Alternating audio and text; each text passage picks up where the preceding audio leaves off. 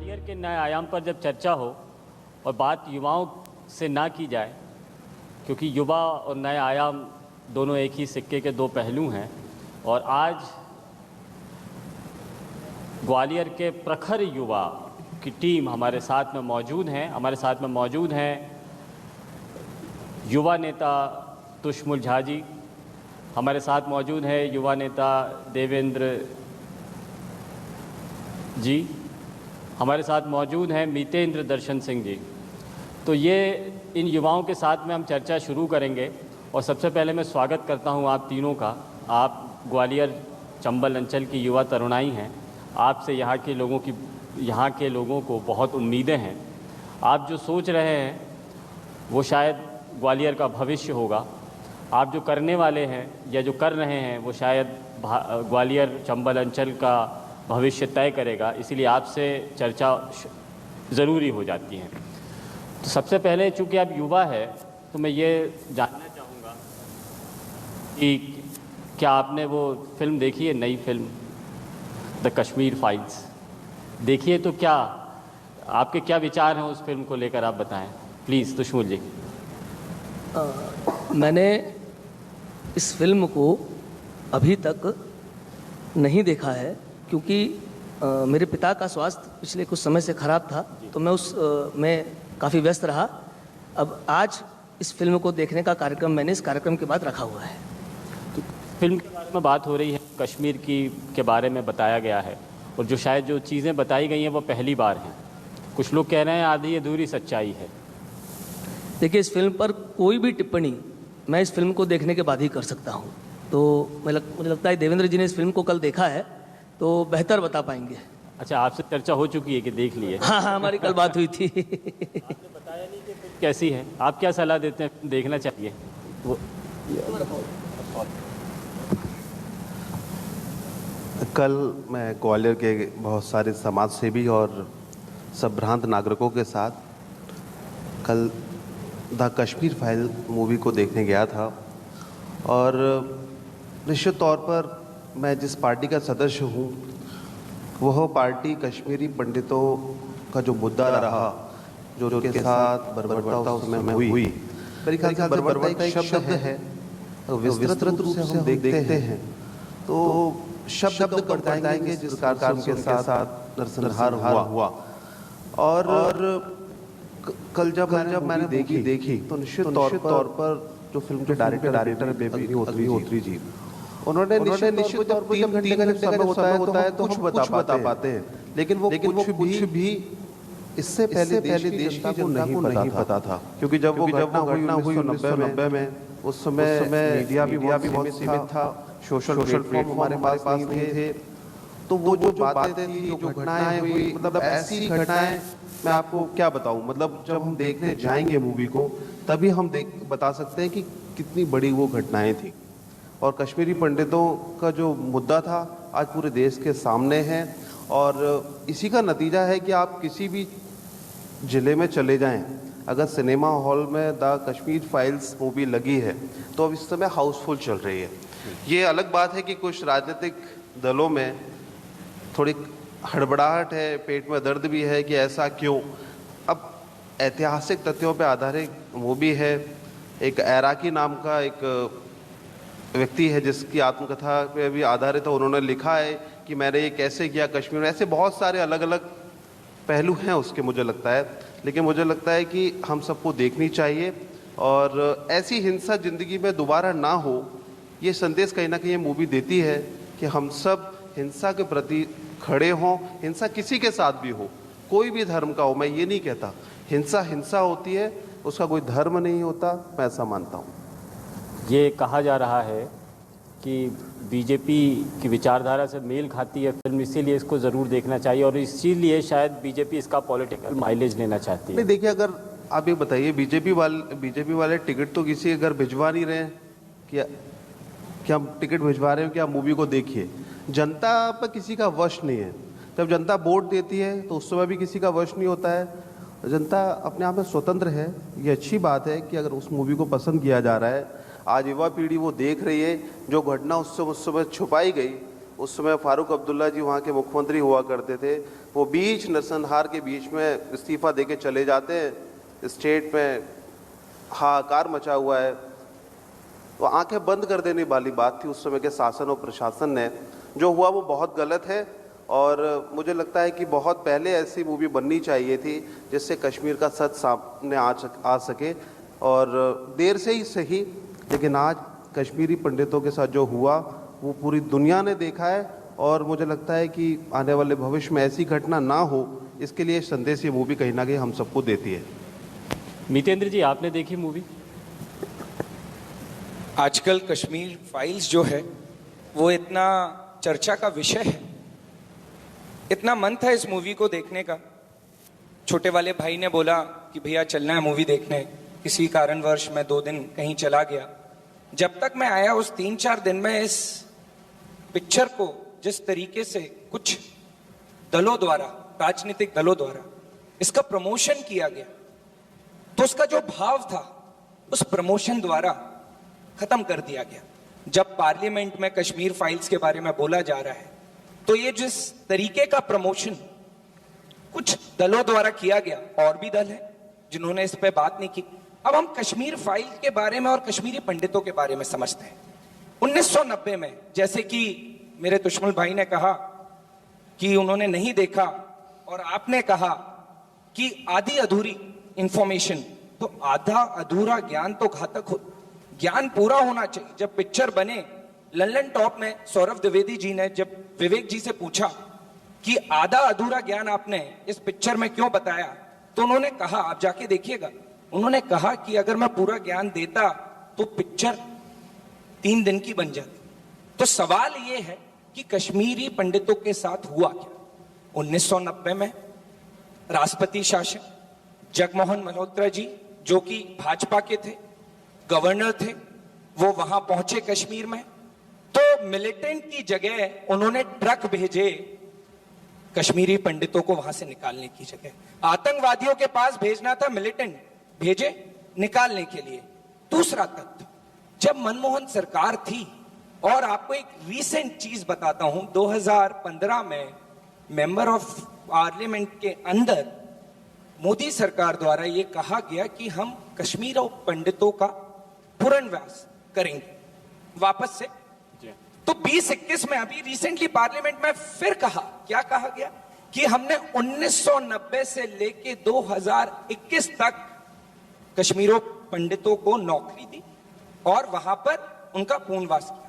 तो सवाल यह है कि 2011 में मनमोहन सरकार ने 4200 फ्लैट का निर्माण कश्मीरी पंडितों के लिए किया, जिसमें से 3000 से 2000 नौकरियां कश्मीरी पंडितों को दी। तो ये हुआ उस ज्ञान में एडिशन। मेरा सवाल ये है कि पिक्चर को पिक्चर की तरह बनाया गया था, एक एंटरटेनमेंट की तरह, एक भावना रूप की, क्या सच है? तो हम क्यों नहीं एक करोना फाइल्स बनाए? हम क्यों नहीं गुजरात राइट पे बनाए? जब गुजरात राइट निकली थी तब कहां था वो प्रमोशन? और लखनपुर फाइल्स भी तो बननी चाहिए। तो मुद्दे कहीं है डॉक्यूमेंट्रीज के। सवाल ये है कि हम वही टॉपिक पे क्यों आ जाते हैं जहां पर कहीं ना कहीं देश के लिए वो बीज बो जाए जो इस नौजवान के लिए घातक है। क्योंकि हम आध्यात्मिक देश में रहते हैं जो कि प्रभु राम का है, जो कि प्रभु कृष्ण का है। तो उस देश में इस भाव और भावना से हमें उस चीज का दुष्प्रचार नहीं करना चाहिए। बस यही है। जिन फाइल्स को दोबारा बनाने का जिक्र आप कर रहे हैं, हाँ जी, जो अछूते रह गए जैसा आपका कहना है, इसमें से कुछ मूवीज तो बन भी चुकी हैं, चली नहीं। क्या शायद कांग्रेस ने उसका उस तरह से प्रचार नहीं किया था? बीजेपी यहाँ बेहतर प्रचार कर रही है, कांग्रेस नहीं कर पाई थी उस वक्त।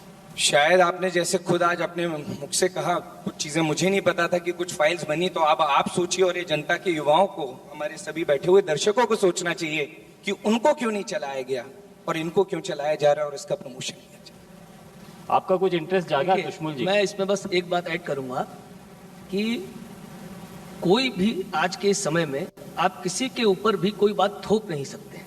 अगर भारत के प्रधानमंत्री या भाजपा के नेता अगर भारत की जनता से यह आग्रह करते हैं कि यह पिक्चर देखना चाहिए, यह कोई पहली ऐसी मूवी नहीं है जिसको मध्य प्रदेश की सरकार या किसी अन्य राज्यों की सरकारों ने टैक्स फ्री किया है। सबसे यह आग्रह किया है कि आपको यह मूवी देखना चाहिए। और मुझे लगता है इस आग्रह में कोई द्वेष नहीं है, कोई दुराग नहीं है। देवेंद्र जी ने बिल्कुल ठीक कहा कि हम किसी को ज़बरदस्ती नहीं बुला रहे हैं, सब अपनी स्वेच्छा से जा रहे हैं और अपनी मर्जी से देख रहे हैं। देखने के बाद उनका जो आकलन है, उस आकलन पर किसी का अंकुश नहीं होना चाहिए। सबके अपने परसेप्शन है, सबकी अपनी राय है और सब अपनी राय को विभिन्न माध्यमों के विभिन्न जरियों से अपनी राय को व्यक्त कर रहे हैं। और इससे पता नहीं क्यों मुझे विपक्षी दलों के पेट में दर्द हो रहा है, यह मुझे समझ में नहीं आ रहा है। अच्छा, फिल्में होती हैं मनोरंजन के लिए।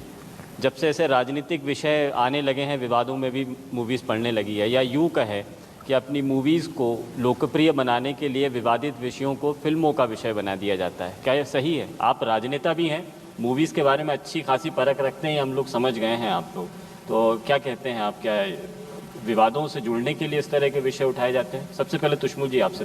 देखिए, आपने बहुत अच्छी बात कही कि कोई भी फीचर फिल्म मनोरंजन के उद्देश्य से बनती है, लेकिन हमें यह भी देखना पड़ेगा कि यह फीचर फिल्म जो होती हैं आजकल समाज को एक आईने की तरह दिखाती हैं। बहुत सारी पिक्चरें इमोशनल होती हैं, जिनको देखकर जब हम बाहर निकलते हैं तो बहुत इमोशनली हो जाते हैं, जबकि हमें पता है कि वह कथा जो है वो काल्पनिक है, लेकिन कनेक्शन हमारा इतना अच्छा हो जाता है उसके किरदारों से कि हम अपने आसपास महसूस करने लगते हैं। बहुत सारी पिक्चरें काल्पनिक ना होते हुए वास्तविक होती हैं और हम उस चीज़ों को समझने का प्रयास करते हैं। तो मैं इस बात से बिल्कुल सहमत हूं कि समाज को जोड़ने का काम करना चाहिए, पिक्चरों को तोड़ने का नहीं। और द कश्मीर फाइल्स कहीं से भी समाज को तोड़ने का काम नहीं कर रही है, समाज को सच्चाई दिखाना चाह रही है, उस पीढ़ी को जो उस समय या तो नहीं थी या नहीं देख पाई थी या समझ नहीं पाई थी, उनको फैक्ट से अवगत कराने में कहीं से कहीं तक कोई बुराई नहीं है। दूसरा, सभी डायरेक्टर स्वतंत्र हैं, जिन जिन विषयों का नाम मितेंद्र जी ने लिया है उस पर भी बननी चाहिए। कौन मना कर रहा है? क्या किसी ने रोका है? नहीं रोका है। विवेक अग्निहोत्री जी को किसी ने फोर्स किया था कि आप बनाइए इसके ऊपर? उनकी अपनी इच्छा थी, उन्होंने बनाया। इससे पहले भी उन्होंने 2-3 मूवी बनाई, उसकी चर्चा क्यों नहीं हुई? इस मूवी को लोगों ने मतलब लोगों को आकर्षित किया, लोगों ने इस मूवी को सराहा है, विवेक अग्निहोत्री जी के काम को सराहा है, उसके किरदारों को सराहा है और मूवी को मूवी की तरह ही देखना चाहिए। उस पर इतना मुझे लगता नहीं है कि इतनी चर्चा नकारात्मक होनी चाहिए।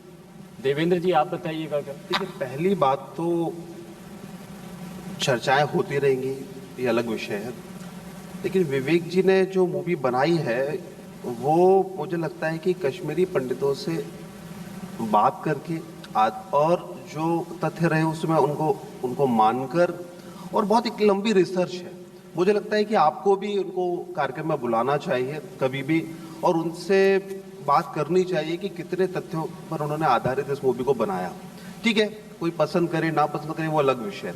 रही विवादित की बात आपने कहा, तो देखिए इतिहास पे मूवी बनती है, जैसे कुछ समय पहले रानी लक्ष्मीबाई पर मणिकर्णिका मूवी बनी जो कंगना रनावत जी ने बनाई। इसके बाद और भी कई मूवियाँ बनी जिसमें जैसे अक्षय कुमार जी ने आतंकवाद पे एक बहुत सीरीज सी बनाई, बहुत सारी ऐसी फिल्में बनी और लोगों ने पसंद किया, बड़ी सुपरहिट मूवी थी। देखिए बात क्या थी, आतंकवाद इस देश को कैसे खोखला कर रहा है, लोगों ने पसंद किया, बात सही थी, अच्छी बात है। उसके बाद उन्होंने एक फिल्म और बनाई, टॉयलेट एक प्रेम कथा।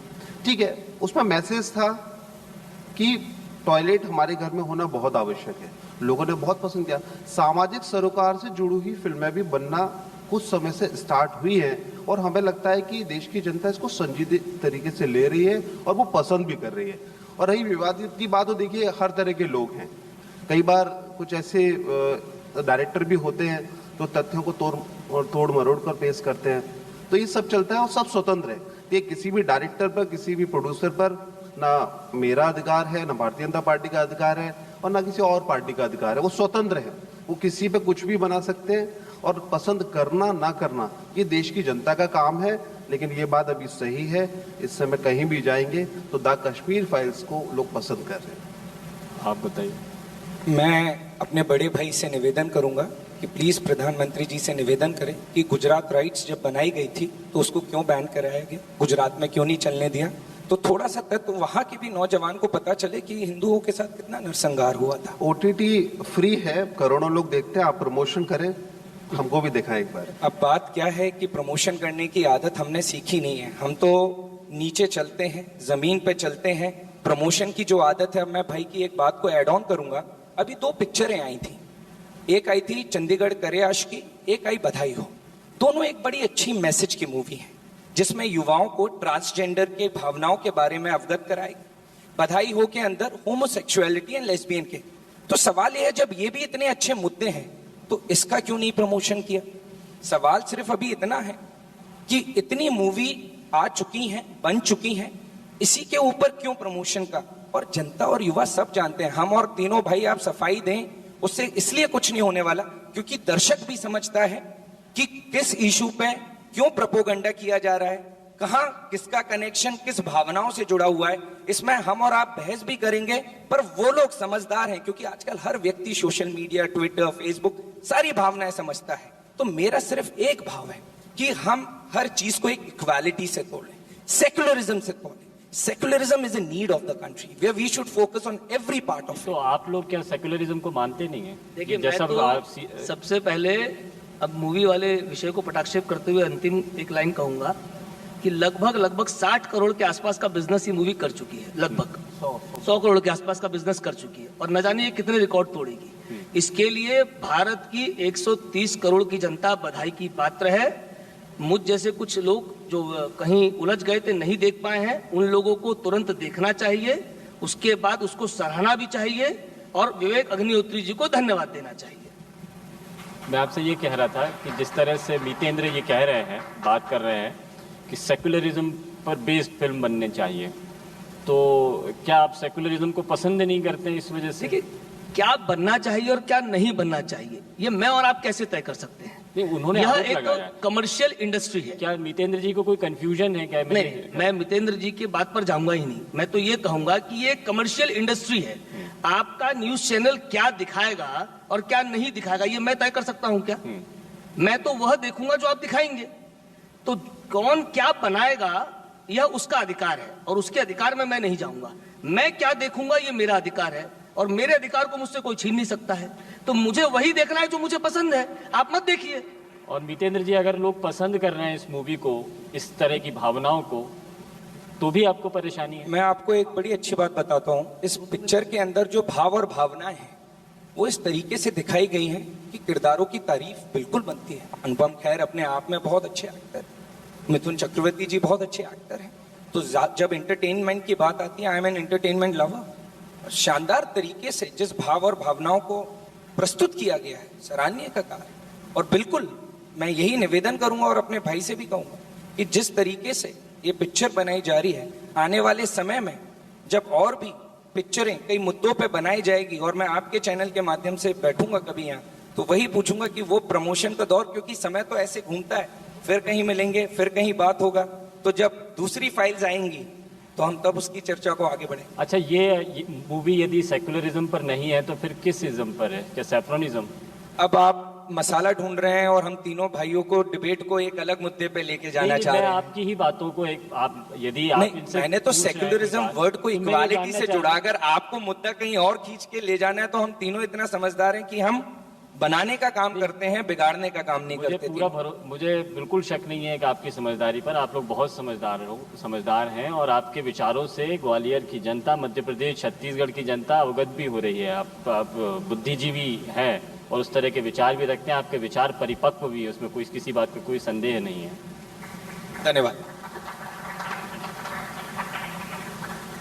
सवाल मेरा कायम है सर, यदि ये सेक्युलरिज्म पर नहीं है मूवी, तो फिर आपको किस इज्म पर लग रही है ये? देखिए, मेरा ये मानना है कि बात जब हम सेक्युलरिज्म की कर रहे हैं, इस मूवी में दोनों पार्ट को हमने दर्शाया है, भावनाएं दर्शाई है, और हर मूवी का एक टॉपिक होता है। हर मूवी का एक टॉपिक होता है। आप समझिए, this is a documentary based movie. Documentary किस पे? एक पीड़ा कश्मीरी पंडितों की दिखाई गई है। तो जब हमने बेस ही उसको रखा है, जब गुजरात राइट्स बनी थी तब हिंदुओं की पीड़ा दिखाई गई थी कि क्या हुआ था।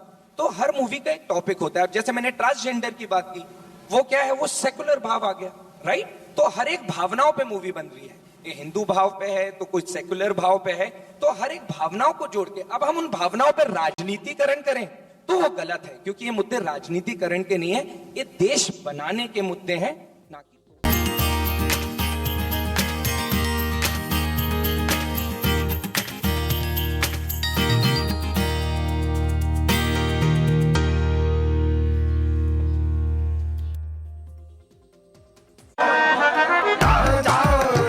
Jack,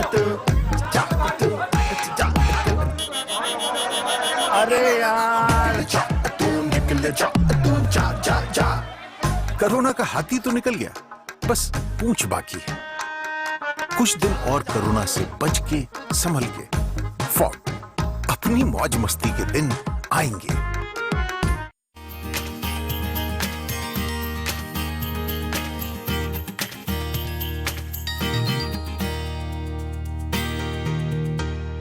ये दौर है, चलते रहते हैं। एक दौर भाजपा का था, जब कांग्रेस जिस तरीके से थी, आगे बढ़ी थी, जब भाजपा की सीट नहीं हुआ करती थी। तो ये दौर बदलते रहते हैं, ये राजनीति है, चक्र है, चल रहा है। और कांग्रेस के हमारे जो लीडर हैं, आदरणीय राहुल गांधी जी, हमारे कमलनाथ जी, हमारे राष्ट्रीय अध्यक्ष बीवी श्रीनिवास जी, जिस तरीके से वो कार्य कर रहे हैं, वो कार्य है कार्यकर्ताओं के बीच पहुंचने का, कार्यकर्ताओं को जोड़ने का, युवाओं को दिशा दिखाने का। तो मैं समझता हूं हम अपनी दिशा के अनुसार आगे कार्य करते हैं। G23 भी तो बहुत बातें कर रहा है। देखिए क्या होता है, G23 अपने ही लोग आसपास के नाम ले देते हैं। आज वो G23 भी कांग्रेस का हिस्सा ही है।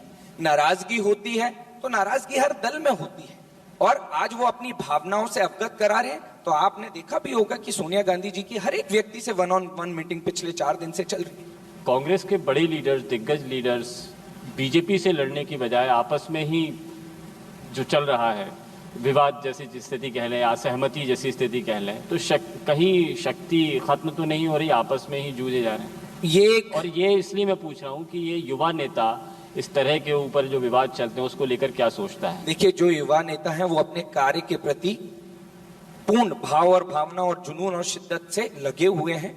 वो एक चीज जानते हैं कि हमें आज पार्टी के इस कार्यकाल में, इस संघर्ष में मेहनत दुगनी करनी है, क्योंकि हमें अपने पार्टी के हर एक पटल पर अपनी बात, अपनी सोच, अपने विचार को जनता के समक्ष रखना है। युवा पीढ़ी अपने दिशा में काम कर रही है और जो सीनियर पीढ़ी है वो अपनी दिशा में काम कर रही है। अगर हम इन विवादों पे जाएंगे तो जब परिवार बड़ा होता है तो परिवार में छोटी मोटी बहस चलती रहती है, जिसको हमें इग्नोर करना चाहिए और अपने दिशा की तरफ, जैसे कि अर्जुन को सिर्फ आंख दिखती है, वैसे ही आईवाईसी को, इंडियन यूथ कांग्रेस को, हमारे युवाओं को हर जो राज्य में, उनको सिर्फ दिशा दिखती है उस मुद्दे पे जिसपे हमें कार्य करना, और हम निरंतर अपना कार्य करें। देवेंद्र प्रताप तोमर सिंह जी, युवा नेताओं को के बारे में बात हो रही है, तो परिवार तो आपका भी बड़ा हो रहा है, बहुत बड़ा हो रहा है, दूसरे परिवार के लोग आपके परिवार में शामिल हो रहे हैं, डर तो लगता होगा थोड़ा बहुत?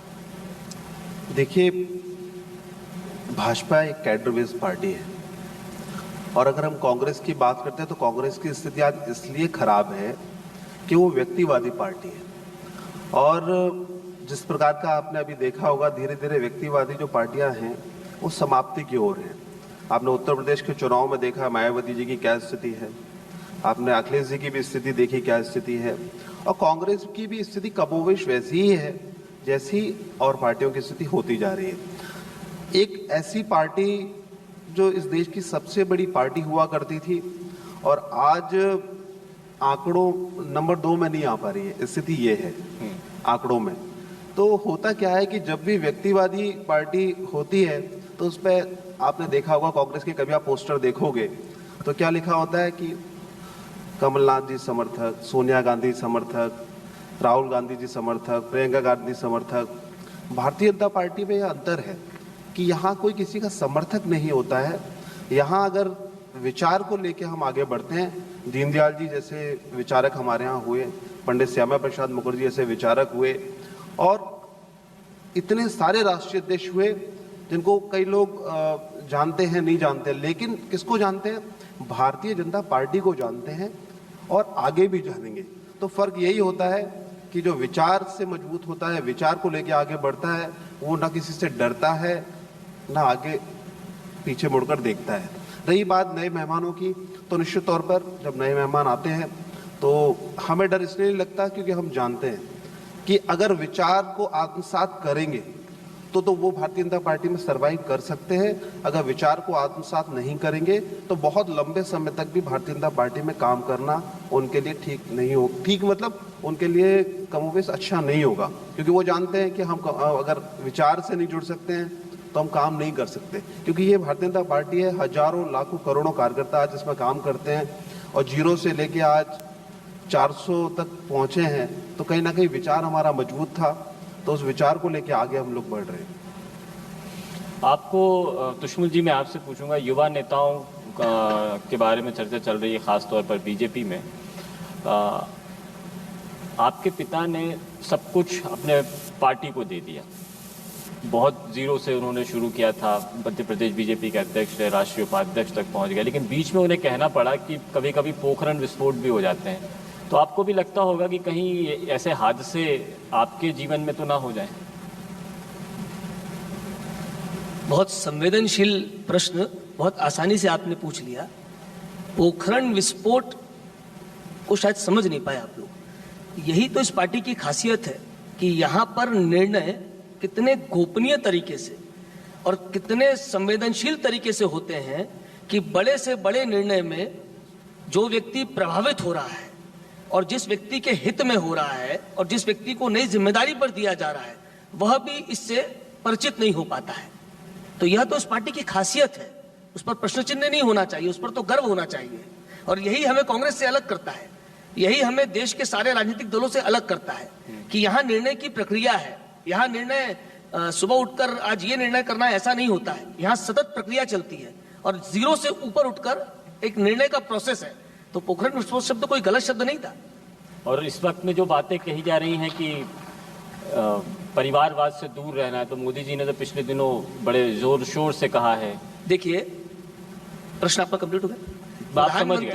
प्रधानमंत्री जी ने संसदीय पार्लियामेंट की जो बैठक थी उस बैठक में लाइन कही कि राजनीति में वंशवाद बड़ा घातक है, इससे बचकर रहना चाहिए। और मैं या देवेंद्र जी या कोई भी भाजपा का कार्यकर्ता इससे असहमत नहीं होगा। उनका कहने का आशय यह है कि वंशवाद वो खतरनाक है जो राजनीति, जो राजशाही वाली नीति करना चाहता है, राजनीति वाली नीति करना नहीं चाहता है। हम एक व्यवस्था आधारित पार्टी के कार्यकर्ता हैं।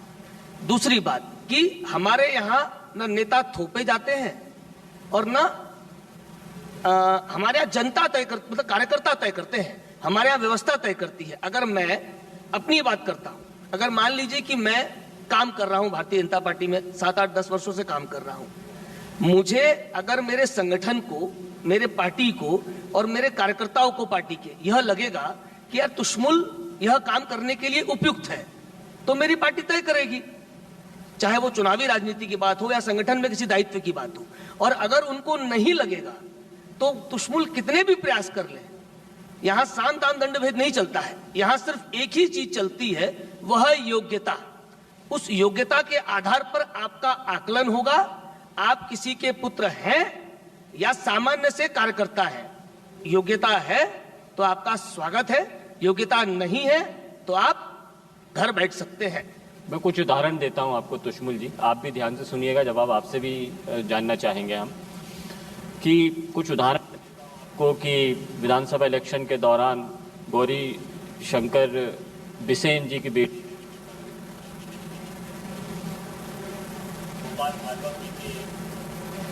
अभिषेक ने टिकट की कोशिश की, नहीं मिली।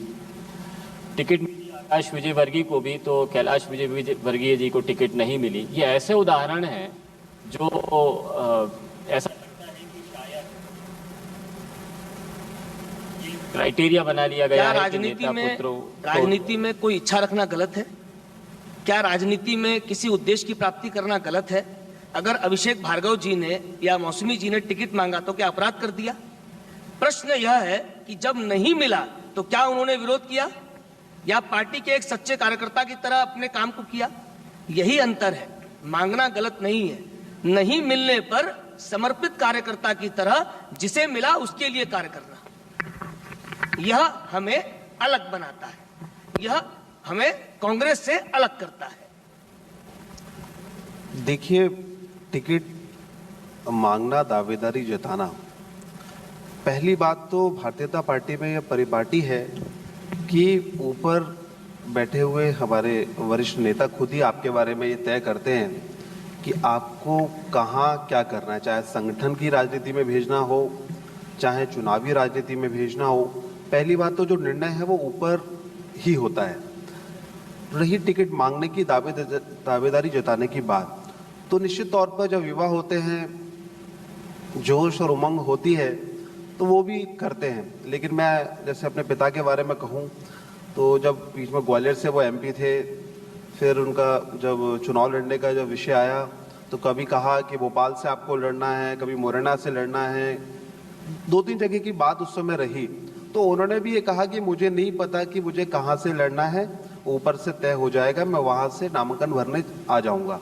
तो ये कार्यकर्ता आधारित पार्टी है और नीचे से लेकर ऊपर तक प्रधानमंत्री जी जो हमारे हैं वो भी कार्यकर्ता के रूप में काम करते हैं। तो मुझे लगता है कि रही युवा की आपने बात की, तो काम कर रहे हैं पार्टी के लिए। हमें लगता है कार्यकर्ता के रूप में अपने आप को तैयार रखना चाहिए। जरूरी थोड़ी है कि हमको टिकट मिले, जरूरी थोड़ी है कि हमको कुछ काम मिले। जब पार्टी को उचित समय लगेगा, उनको लगेगा कि यहाँ उपयोगिता इनकी बेहतर हो सकती है, आप तैयार रखिए। जीवन बहुत लंबा है। मैं तो ये कहूँगा कि भारतीय जनता पार्टी बहुत ऊपर जाए, मुझे कभी कुछ मिले ना मिले, पर मैं ये तो कह सकता हूँ कि मेरी पार्टी की आज सरकार है, पार्टी अच्छा काम कर रही है, आज देश और दुनिया में उसका नाम है।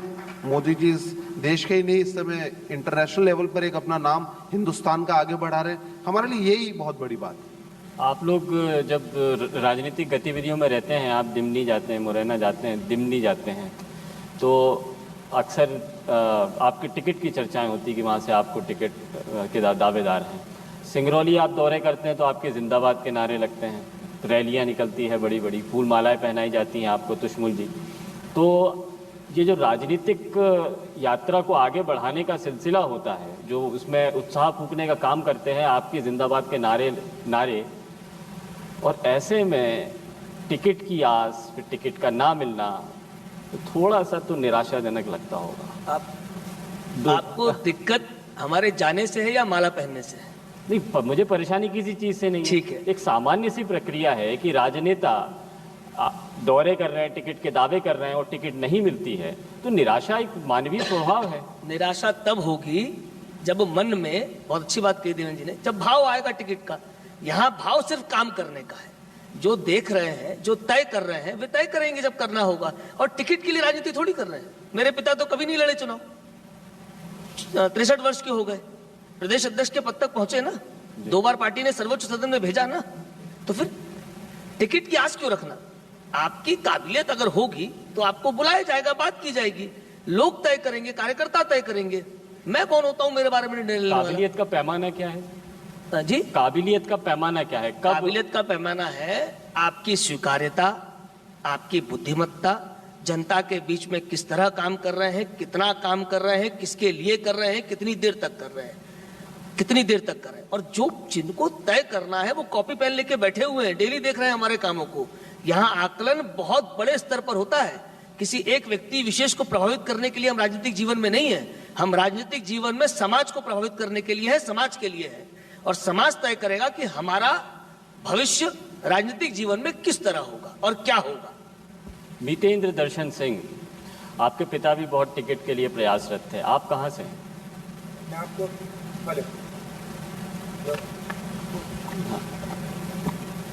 मैं पहले तो इस बात का जवाब दूंगा, जब आपने मुझसे पूछा कांग्रेस पार्टी के बारे में तो आपने देखा होगा मैंने सिर्फ एक पॉजिटिव भाव और भावनाओं से उस बात का जवाब दिया। जब मेरे सहयोगी भाई ने ये कहा कांग्रेस पे जब बात आई, तो मैं पहले बता देना चाहता हूं कि आज भी 1400 विधायक भाजपा के पास हैं तो 750 विधायक कांग्रेस के पास है। तो आंकड़ा ठीक करिए, कांग्रेस आज भी सेकंड नंबर की पार्टी है। दूसरी बात, वो दौर कुछ हुआ करता था कि जब भाजपा का ओपोजिशन नहीं हुआ करता था तो इंदिरा जी ने कहा गया था कि नहीं, यहाँ जगह ओपोजिशन की होनी चाहिए। तो ये वो दौर भी था। तो हम अगर हड़बड़ी में ये सोच रहे हैं कि कांग्रेस कहीं खत्म हो गई है, तो उनकी मैं गलत फहमी इसलिए दूर कर देता हूं कि 750 भी 50% वी आर देयर। और मैंने शुरुआत में भी कहा था, ये तो चक्र चल रहा है।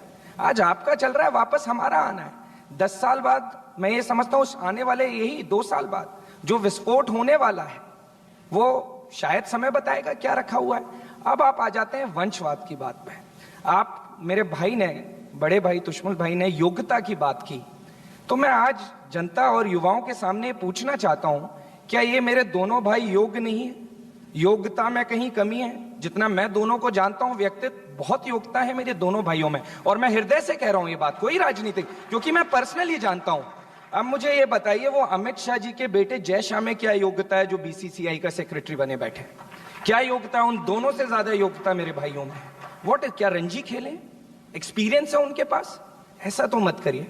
योग्यता की बात की तो अब हम योग्यता की बात करेंगे, क्योंकि अब 2018 की बात आ जाते हैं, और मैं इनको लिंक भी बता देता हूं। दी वायर सब जानते हैं बहुत अच्छे से। दी वायर में 2018 में बताया गया कि भाजपा ने 48 परिवार के सदस्यों को टिकट दिया और कांग्रेस ने 27 दिया। ये दी वायर के आंकड़े। और 48 में 34 पुत्र और पुत्री हैं भाजपा के। तो आप बताइए, परिवार वंशवाद की तरफ कौन बढ़ रहा है? ये मेरे आंकड़े नहीं है, मेरे बनाए नहीं है। दी वायर जो आपके सबसे डेटा जो पूरा कनेक्ट करते हैं, उनके आंकड़े हैं। तो अच्छी बात एक जो आपने भी पूछी थी, आपको पता है तुष्मुल भाई टैलेंटेड है, तभी आपने वो जवाब उनसे किया था। तो आप उनके टैलेंट को लेके घबराए हुए हैं कि वो इतना टैलेंटेड है कि भाजपा वालों को समझ में नहीं आ रहा है कि योग्य व्यक्ति को मैं कहां भेजूं, और जो योग्य नहीं है वहां वंशवाद चला रहे हैं। तो ये सोचने की बात है, मेरे दोनों भाइयों को सोचना चाहिए। मैं इनसे प्रेम करता हूं इसलिए कह रहा हूं। धन्यवाद। राजनीति का भविष्य तो यहाँ बड़ा ज़बरदस्त नज़र आ रहा है। जनता देख रही है कि एक दूसरे से मित्रता निभाते हुए, एक दूसरे की तारीफ करते हुए, एक दूसरे की राजनीतिक पार्टियों को कैसे आक्रमण किया जाता है। बहुत ज़बरदस्त भविष्य है भाजपा का, युवाओं का, भाजपा हो या कांग्रेस, कहीं पर भी। ग्वालियर के विकास नए आयाम की बात यहाँ पर चल रही है। मैं शॉर्ट में, समय की कमी है हमारे पास, तो शॉर्ट में आप तीनों से ये जानना चाहूँगा कि किस तरह का मध्य प्रदेश आप देखते हैं, क्या होना चाहिए, कौन सी कमियाँ हैं, या क्या और किया जाना चाहिए मध्य प्रदेश के लिए? आप पे काम ज्यादा किया है, मैं तो बाद में आऊंगा, पहले आप काम की बात करिए। देखिए, लोकतंत्र में चुनाव आपका एक परीक्षा होती है, और उसका रिजल्ट जो होता है वो आपका रिजल्ट होता है। तो हम लगातार 2003 से सरकार में हैं, और माननीय मुख्यमंत्री जी शिवराज सिंह जी अभी 5 दिन पहले भाजपा के सर्वाधिक लंबे समय तक मुख्यमंत्री रहने वाले व्यक्ति रमन सिंह जी से ज़्यादा माननीय शिवराज जी हो गए हैं। 15 वर्ष 15 दिन हो गए उनको आज मुख्यमंत्री रहते हुए। तो निस्संदेह काम किया है, 3 बार 4 बार जनता के बीच में गए हैं।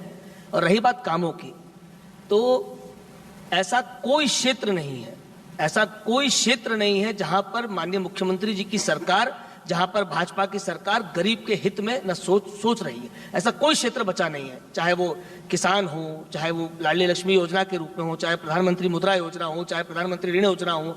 पिछले 2000, अब कुछ आंकड़े हैं, अगर आप समय दे तो मैं बता दूं, और न दे तो कोई बात ही नहीं है। जैसा आप बताते, समय दे तो मैं आंकड़े बता दूं। शॉर्ट में बता दीजिए। हम लगभग 14,000 रोजगार, पिछले स्वरोजगार 2021-22 के वित्तीय बजट में 28 लाख लोगों को 14,000 करोड़ रुपए मान्य, हाँ सब आंकड़े हैं, अभी देवड़ा जी ने बजट पेश किया उसी में आया है, लगभग दे चुके हैं माननीय मुख्यमंत्री जी। उसके बाद हमने लगभग शिक्षा के क्षेत्र में, आप देखिए रोजगार की बात करेंगे मितेंद्र, मुझे पता है रोजगार, स्वरोजगार भी और रोजगार भी, दोनों पर ओपीएस जी ने बहुत अच्छी बात कही थी। सरकारी नौकरी बहुत आसानी से उपलब्ध नहीं है, अब इतना आसान नहीं है। तो भारत सरकार का और मध्य प्रदेश सरकार का दोनों का जोर स्वरोजगार पर ज्यादा है, आत्म प्रेरक रोजगार जो आपको आत्मनिर्भर बनाए। मध्य प्रदेश आत्मनिर्भर तब तक नहीं बन सकता है जब तक मध्य प्रदेश की 8 करोड़ की जनता आत्मनिर्भर न हो। तो निस्संदेह हर दिशा में काम हो रहा है, व्यवस्था को सुदृढ़ करने के लिए हर दिन काम हो रहा है, और आगे भी काम होता रहेगा। देखिए, मैं ऐसा मानता हूं कि सुधार की और विकास की आवश्यकता आज भी है, कल भी है, और हमेशा निरंतरता उसमें बनी रहेगी। लेकिन जिस प्रकार से माननीय मुख्यमंत्री जी काम कर रहे हैं, और 2005 से वो मुख्यमंत्री हैं, और लगातार जनता उनको आशीर्वाद देकर फिर से मुख्यमंत्री बना रही है, तो इस बात का परिचायक है कि मध्य प्रदेश निश्चित तौर पर नए नए आयामों को आगे बढ़ा रहा है। रही रोजगार की बात, तो देखिए रोजगार, निश्चित तौर पर रोजगार की कमी होती है, इसमें कोई दो राय नहीं, क्योंकि युवा की संख्या बढ़ रही है, उतने रोजगार तेजी से जनरेट नहीं कर पा रहे, ये भी है। लेकिन होता क्या, हमारे जैसे चंबल संभाग की बात करें तो यहाँ इंडस्ट्रियलाइजेशन थोड़ा कम है। अगर हम इंदौर की बात करें तो इंडस्ट्रियलाइजेशन वहाँ बहुत ज़्यादा है। वहाँ मतलब आज सबसे बड़ा शहर है, और मुझे लगता है कि जितना मध्य प्रदेश में है उससे ज़्यादा रोजगार आज इंदौर में प्राप्त होता है। तो मुझे लगता है कि और हमें आगे बढ़ना है और नए नए उद्योग स्थापित उस दिशा में हमें और बेहतर काम करना है, ऐसा मुझे लगता है। और शिवराज जी इस दिशा में बहुत अच्छा काम कर रहे हैं। और एक फर्नीचर क्लस्टर हम लोग प्लान कर रहे हैं मुरैना में, जिसमें लगभग 20,000 लोगों को रोजगार मिलेगा और वो 100 हेक्टेयर में प्लान हो रहा है। जल्दी उसका भूमि पूजन की स्थिति भगवान की कृपा होगी तो जल्दी होगा। फर्नीचर क्लस्टर में दिमनी भी आ रहा है। नो, आप दिमनी क्यों बार बार टारगेट करते हैं? मैं दिमनी बहुत कम जाता हूँ। नहीं, वो मुरैना इंडस्ट्रियल जो पार्क है वहाँ हो रहा है। बीच में कुछ फॉरेस्ट की लैंड आने के कारण वो थोड़ा डिले हो गया था, फिर से हो जाएगा। अभी मतलब लगभग फाइनल स्टेज में है। और रही दिमनी की बात, तो दिमनी का नाम मीडिया के द्वारा ही हमेशा दिया गया है। बात है कि मैं मैक्सिमम टाइम ग्वालियर रहता हूँ, दोनों भाइयों से आप पूछ सकते हैं। और रही बात आपके जैसे दुश्मन से कह रहे थे कि माला पहनने और जिंदाबाद, तो देखिए हम भारतीय जनता पार्टी के कार्यकर्ता हैं। हम जहाँ भी जाएंगे भारतीय जनता पार्टी के काम को आगे बढ़ाएंगे। अगर हम कहीं जाते हैं, कहीं काम कर रहे हैं, तो उसमें भारतीय जनता पार्टी का विस्तार ही हो रहा है ना, तो उसमें मुझे लगता है किसी को प्रॉब्लम नहीं होनी चाहिए। नहीं, प्रॉब्लम नहीं है।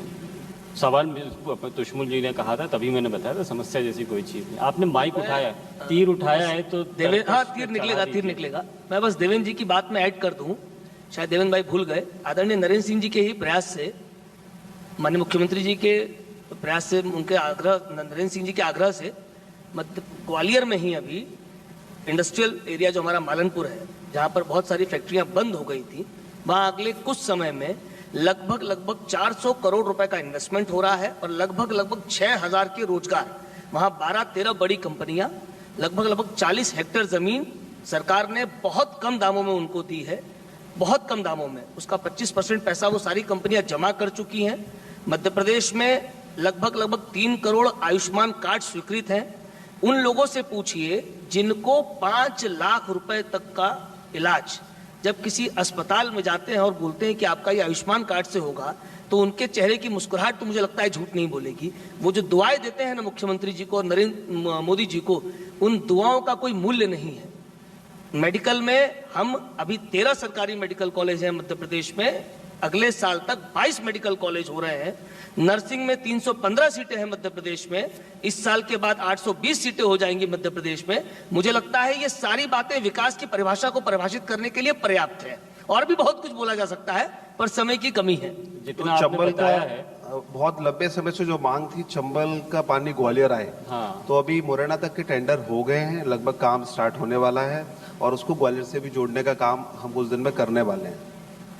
नितिन जी, इतनी सारी योजनाएं हैं, इतनी स्कीम्स बता रहे हैं, इसमें रोज मेरे भाई की, दोनों भाइयों की बताई हुई वास्तविकता ईश्वर से कामना करता हूँ जल्दी पूर्ण हो, क्योंकि ये वास्तविकता 2003 से बताई जा रही है। आज 2021 तक, तो सॉरी 22, हम सभी युवा वेट ही कर रहे हैं। तो अब देखते हैं कि 22 के बाद कितना और आगे जाएगा। पर अब मुख्य बात पे आ जाते हैं, स्वच्छता। मैं बात करूंगा अपने शहर की, इसलिए बात करूंगा क्योंकि जब आप ये सारी चीजें भविष्य के बारे में, युवाओं के बारे में बात कर रहे हैं, योजनाओं की बात कर रहे हैं, मैं पूछना चाहता हूं और बताना भी चाहता हूं जनता को, निवेदन भी करना चाहते हैं कि ज्ञान को अंधा होके नहीं, अब हमें ज्ञान को समझने की ज्यादा आवश्यकता है। क्योंकि थ्योरी रटने से कभी चीजें समझ में तब आती हैं जब हम उसका प्रैक्टिकल अनुभव करते हैं और दुनिया को एक चश्मा लगा के नहीं, एक आध्यात्मिक भाव से देखते हैं। अब एक बात बताइए कि स्वच्छता की बात करते हैं, 15वें नंबर पे ग्वालियर, आज 20-21 में, 12वें पे था, 15वें पे आ गया इस साल 20-21 वाले उसमें टेनुअल में।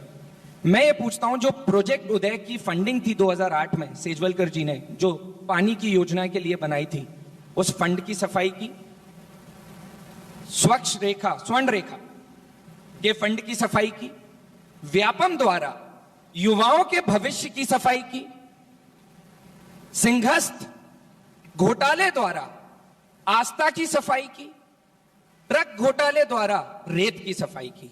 सवाल ये, साफ करने में बहुत माहिर हैं, बहुत अच्छे से साफ करते हैं, इस तरीके से साफ करते हैं कि भाई 2 मिनट मेरी बात भी नहीं सुनेंगे और बीच में। इसलिए भाजपा ने, मैं तो भाई से निवेदन करना चाहता हूं, मैं आपको बड़ा भाई मानता हूं, हम लोग सफाई में इतने माहिर हैं इसलिए हमने वही कांग्रेस वाली की भी बात सफाई है, कर दी। राम नाम की बात कर रहे हैं, 2 मिनट प्यार से भाई को नहीं सुन रहे हैं। भगवान राम की आस्था तो यही है, सुनो भाई फिर बोलो। बोलिए बोलिए। हाँ, तो अब भाई ने, अब वो उनको ये लगा कि ये क्या हो गया, ये तो सच निकल गया, और ये जनता जानती है और युवा जानते हैं कि व्यापम कितना बड़ा कांड है। सब जानते हैं, वो बेचारे उसके पीछे पुलिस लेके घूमता है आशीष भाई हमारा। तो दुनिया को दिख रहा है, मैं और आप यहाँ कुछ भी कहें, दुनिया देख रही है।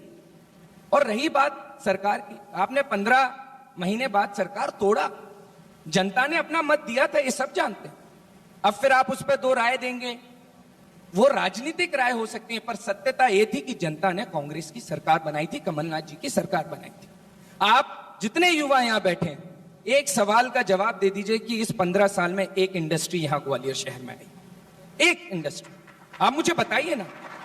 एक इंडस्ट्री ग्वालियर मालनपुर में आई है। मुरैना में मयूर इंडस्ट्री आ गई है, पता कर लीजिए आप। अब आई है तो 15 साल बाद अब आई है, तो बात वही है। मालनपुर में तेवा आई है, मालनपुर में और भी बहुत सारी है, ड्यूलेक्स आई है। अब मैं भाई को बताऊंगा 100 इंडस्ट्री गायब हो चुकी हैं, आई है वो एक अलग बात है, जो 1990 से था वही गायब हो गया। हाँ, मैं भाई की बात सुनूंगा प्लीज। अगर जोर से बोलना सत्यता का पैमाना है तो हम और जोर से बोल सकते हैं। 11 जिले मध्य प्रदेश में ऐसे हैं जहां पर इंडस्ट्रियल कॉरिडोर बन चुका है। कटनी, रतलाम, धार, उज्जैन, ग्वालियर, इंदौर। स्वच्छता की आप बात कर रहे हैं, नंबर 1 शहर कौन सा है स्वच्छता में पिछले कुछ वर्षों से? इसी मध्य प्रदेश का इंदौर है ना। इंदौर मध्य प्रदेश से बाहर तो नहीं है, वहां सरकार मध्य प्रदेश की है ना, भाजपा की है ना, तो क्रेडिट क्यों नहीं दे रहे हमको? बुराई करना इस दुनिया का सबसे आसान काम है, तारीफ करने में कष्ट होता है। इंदौर की तारीफ कर दो, वो भी मध्य प्रदेश का हिस्सा है, गर्व से कहो कि मध्य प्रदेश नंबर 1 है। क्यों बुराई कर रहे हो? अच्छी बातें कर लो। वहाँ भी माली गौड़ जी मेयर थी 5 साल से, उन्हीं के नेतृत्व में काम हो रहा था और इंदौर नंबर 1 है। प्रदेश में भाजपा की सरकार है, भाई ने काफ़ी सारे आरोप लगाए अलग अलग मामलों में। तो अगर वो आरोप अगर वाकई में सिद्ध होते, वाकई में सही होते, तो क्या शिवराज जी को लगातार इस प्रदेश की जनता मुख्यमंत्री बनाती? भाई ने कहा कि हमने कांग्रेस को तोड़ा, तो ठीक है भैया, हमने तो नहीं तोड़ा। वो लोग आए, वो आके दोबारा बाई इलेक्शन में गए और 50-50 हजार से जीते, तो वो भी तो जनता का मैंडेट है। तो जनता ने मैंडेट दिया है, हमको भी मैंडेट ही दिया। हमने ऐसा नहीं है कि लाया और रख लिया और मैंडेट हो गया। जनता के मैंडेट पर ही आज हम हैं। मेरे भाई ने बोला जोर से, मैं तो सीखता अपने भाई से ही हूँ। मैं तो एक ही चीज बोलूंगा अभी भी, भाई ने इंदौर के लिए बड़ी जोर से आवाज लगाई।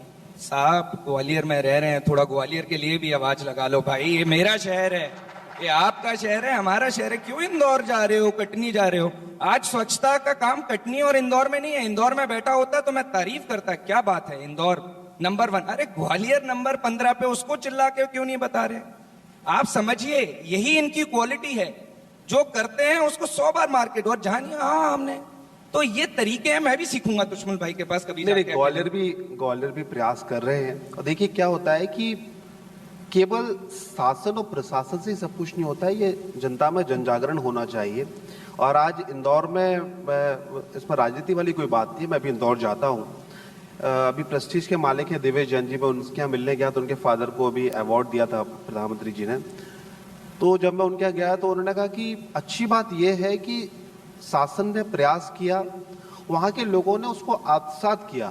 आज कोई रोड पर कचरा मतलब जरा सा भी नहीं फेंकता, तो मतलब ये जनजागरण लोगों के अंदर है। तो मैं यही कहूँगा, हम तीनों भाई यहाँ पर हैं, हम भी ये प्रयास करें, हम लोगों को भी प्रयास करना चाहिए। देखिए कोई भी काम बिना जनता के सपोर्ट के नहीं हो सकता। नगर निगम झाड़ू लगा देगी, सफाई हो जाएगी, लेकिन उसके बाद 2 घंटे बाद फिर कचरा वहीं फेंका जाएगा। तो जन जागरण की आवश्यकता है। नगर निगम भी यहाँ बहुत प्रयास कर रही है, हम सबको मिलकर प्रयास करना चाहिए। आप अपने जिलाध्यक्ष जी से बात करें, एक भाजपा हो, कांग्रेस हो, बसपा हो, जितनी पार्टियां हैं, मिलकर एक बार एक बड़ा कार्यक्रम करें और स्वच्छता को जन जन में फैलाने का काम करें। जन जागरण हम लोगों के द्वारा हो, ऐसा मैं आपको न्योता देता हूँ। आप सब प्लान करें, हम सब मिलकर इसको आगे बढ़ाएं। और ये हमारी कोशिश भी यही है कि जिस तरह मध्य प्रदेश में हम मिशन ग्रीन MP क्लीन अभियान चला रहे हैं, मिशन ग्रीन ग्वालियर क्लीन भी सक्सेस होगा। महासंकल्प जो आज लिया गया है, सुबह से लोग, युवा, महिलाएं, बुजुर्ग लोगों ने जो संकल्प लिया है, ये संकल्प पूरा होगा। और आप लोगों से बातचीत करके एक बात तो तय हो गई कि मध्य प्रदेश का भविष्य सुरक्षित हाथों में है। बहुत बहुत परिपक्व धन्यवाद, हाथों बहुत में। बहुत धन्यवाद। और आपको Thank you पूरी very टीम को much. धन्यवाद।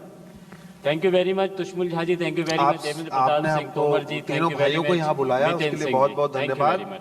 और आपका ये कार्यक्रम बहुत अच्छा है, इसको आगे बढ़ाइए। हम सबकी शुभकामनाएं आपके साथ। थैंक यू वेरी मैं बस अंत में इतना कहूंगा, कोई सीनियर आए ना आए, पर हम तीनों भाई मिलके भाई के सुझाव पे काम करेंगे और साथ में मिलके हम तीनों, कोई सफाई करे ना करें, हम तीनों तो मिलके थैंक यू धन्यवाद। थैंक यू भैया।